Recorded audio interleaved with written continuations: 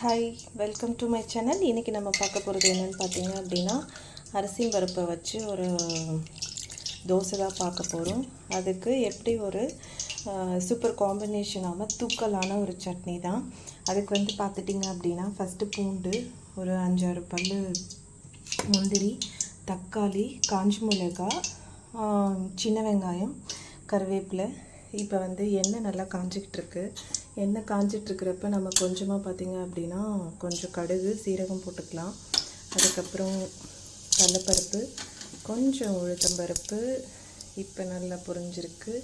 இப்போ நம்மளோட இன்க்ரீடியன்ட்ஸ் கொஞ்சம் கொஞ்சமாக ஆட் பண்ணி சேர்க்கலாம். இது எல்லாத்தையும் போட்டு நம்ம நல்லா வதக்கிடணும்.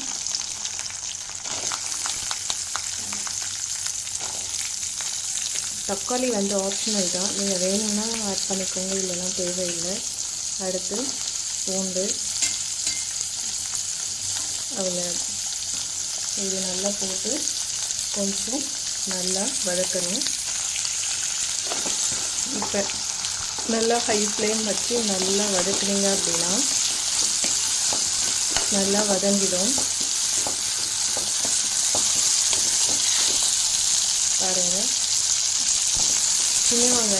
சின்ன வெங்காயமும் காஞ்சி மிளகாயும் தான் இதுக்கு வந்து ஒரு காம்போ.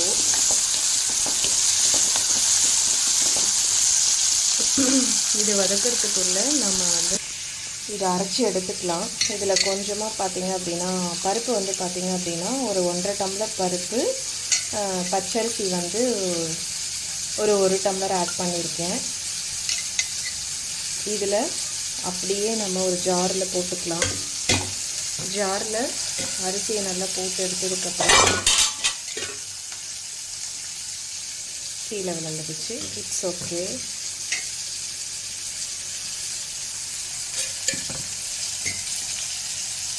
இதை நல்லா உப்பு போட்டு நம்ம அரைச்சிக்கலாம். உங்களுக்கு இதில் வேணும்னா நீங்கள் வந்து காரத்துக்கு ஆட் பண்ணிக்கோங்க.